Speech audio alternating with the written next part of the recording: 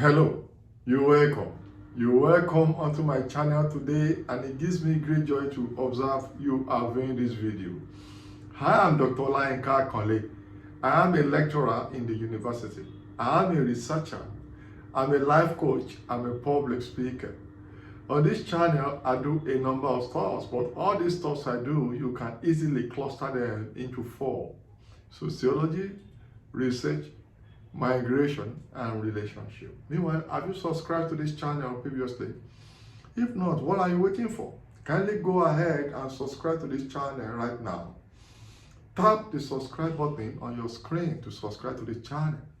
Click the subscribe button on your screen. And if you have subscribed previously, thank you very much for staying tuned. This video is within the confine of research. So the title of this video is Observation. Observation.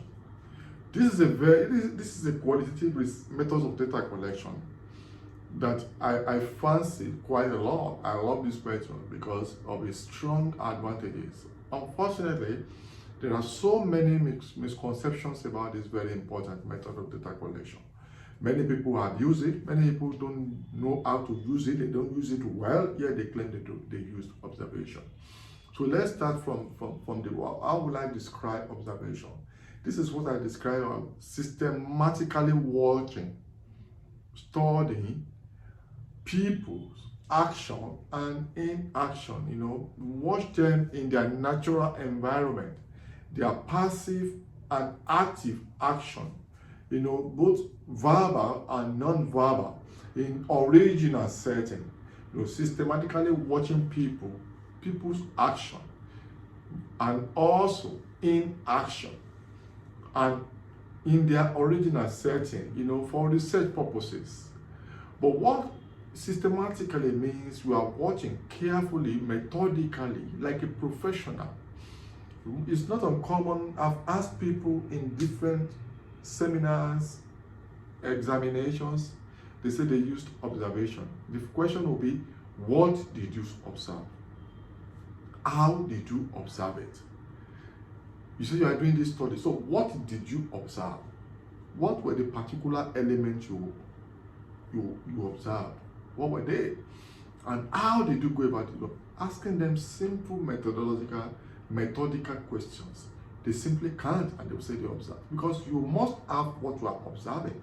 And this observation must be in line with your research question, your objectives. And you must have observation guide, and you must have field notes, just like you have questionnaire for quantitative, the way you have in-depth interview, key informant interview, case study. You have guides for all of them. Meanwhile, these are videos on this channel. View these videos.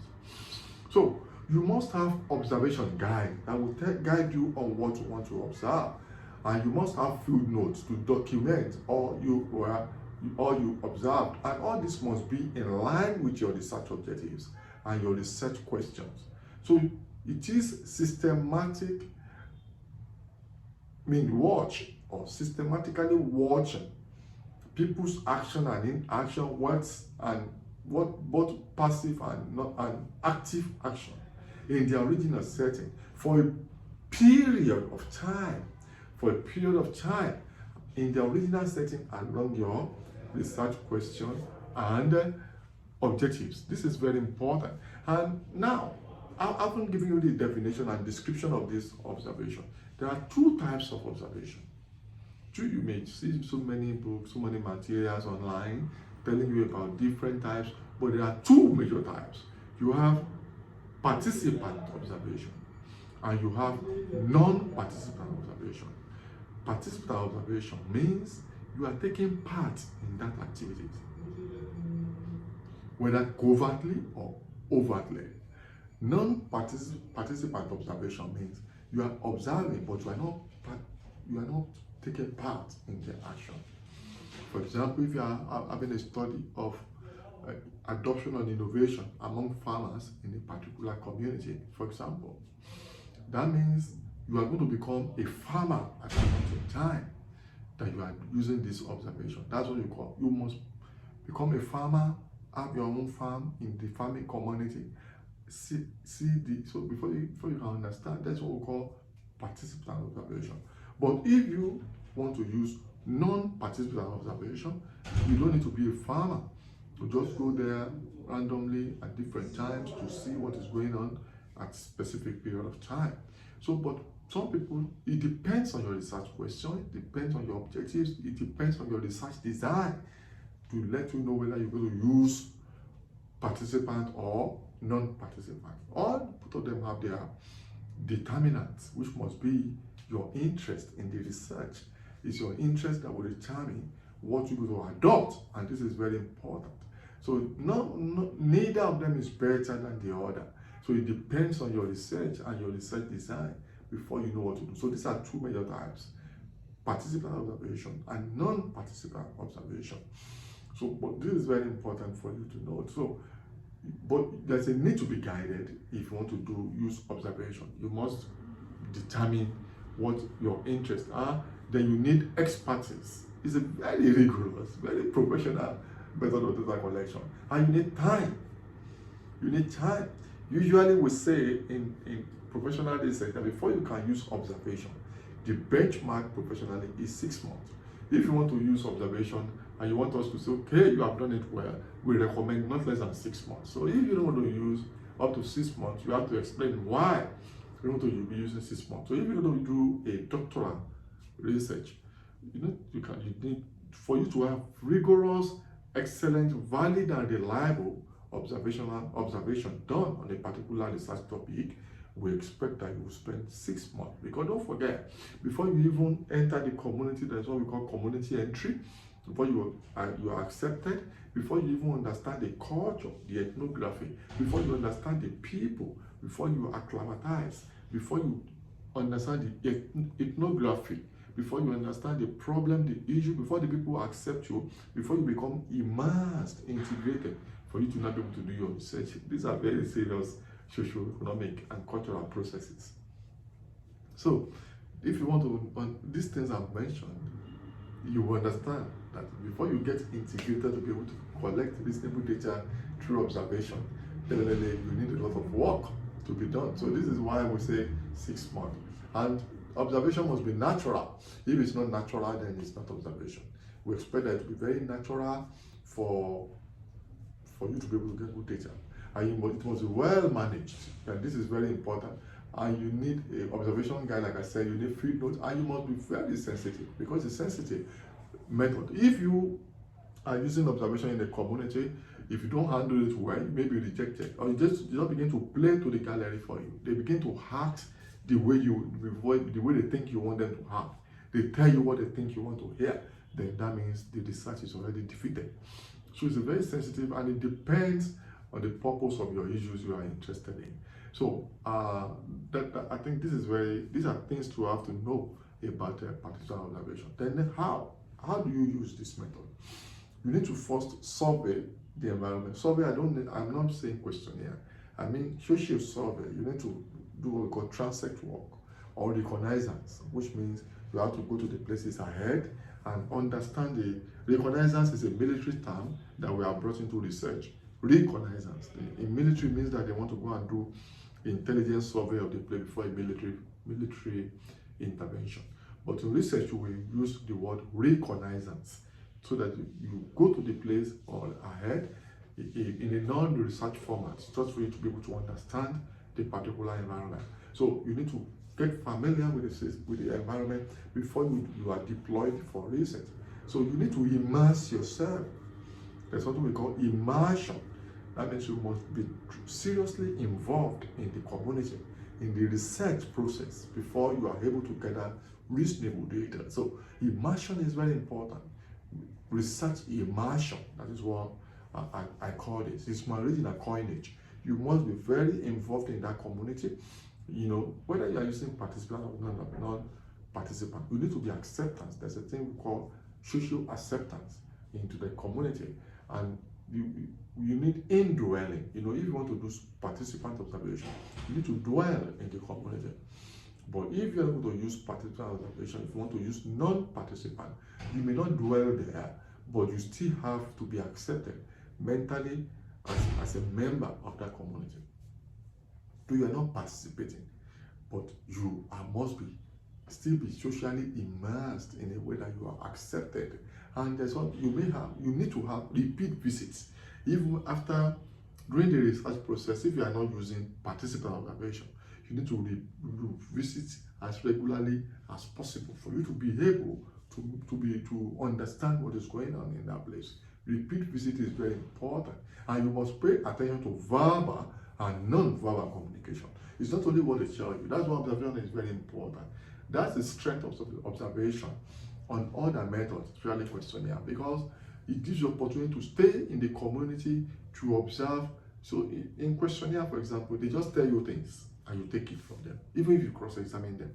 But this observation, you are able to view it yourself, stay there, not only about what they are telling you, but what you are seeing, which means your research may tend to be more detailed, more rigorous, and more original.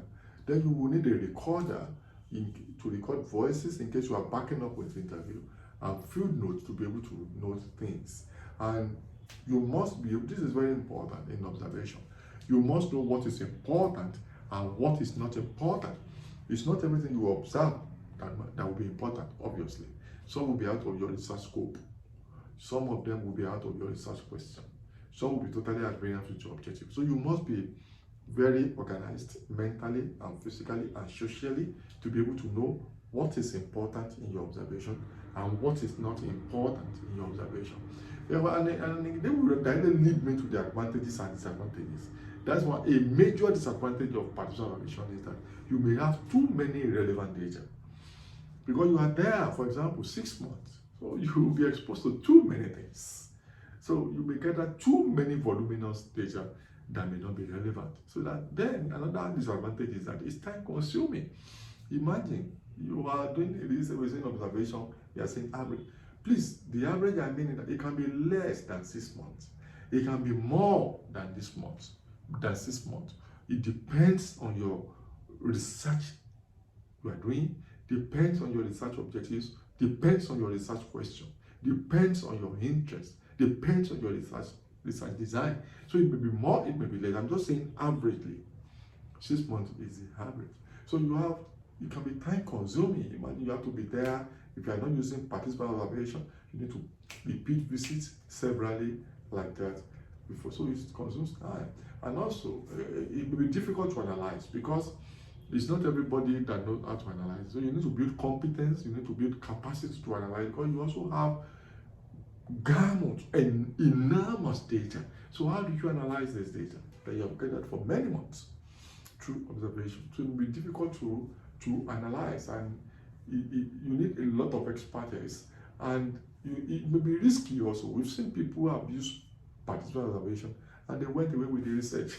There's a popular case of somebody studying prostitution and decided to use participant observation, and he became a prostitute, and he did not complete the work. So that made the work completed him more. Completed and there are guys who say they want to study gangsterism or crime, and they eventually became criminals, and they never finished the work.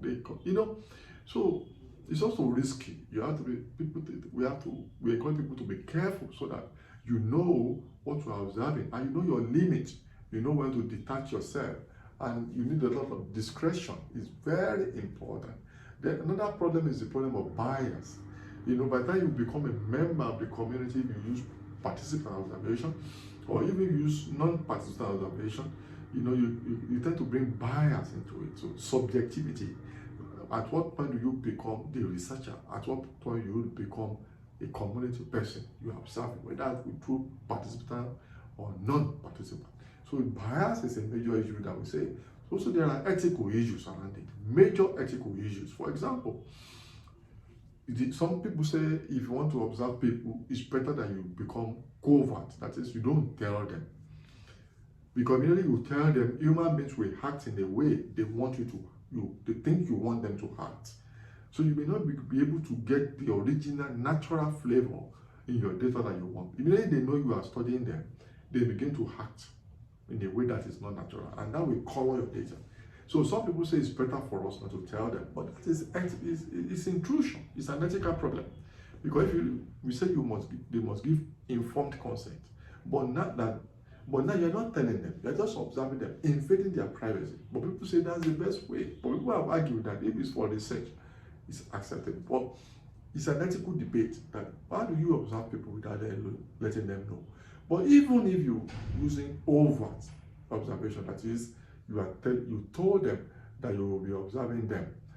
Now, even if you decide to tell them that you are observing them, they will not be able to say no to you because it depends on who is funding. If it's a government project, they may be afraid. If it's politicians, they may be afraid. That still does not mean even if they allow you, you are still invading their privacy. This is a major, these are ethical issues in research. And, you know, many people may not have the expertise to manage all of this. And these are the issues in terms of difficulty in analyzing data and all that I've said. But aside the disadvantages, we also have advantages. A major advantage of this is that it enables you to get original data, comprehensive data within the right setting, within the natural setting. Unlike questionnaire or IDI or KII or case study, where they just tell you what they want you to hear. This one, you are observing it without asking any question. Even if you ask questions, it's in the natural setting to dig down more. So you have comprehensive, original data that you can say is correct. So you're able to get correct data also that you are able to then contextual data. You're getting data that is directly within the context, within the environment, within the ethnography. So you're not getting data from a third party, you are getting from within the community. So it's a very fantastic method in terms of rigor, comprehensiveness, originality, correctness, validity, and reliability. This method will enable you to do this, and your data will be very rich. It's only the methods I like so much, So that's observation for you. So I hope you enjoyed this teaching today. So you may try observation in your next work. Until I see you in my next video, kindly subscribe to the channel and tell others. Bye for now.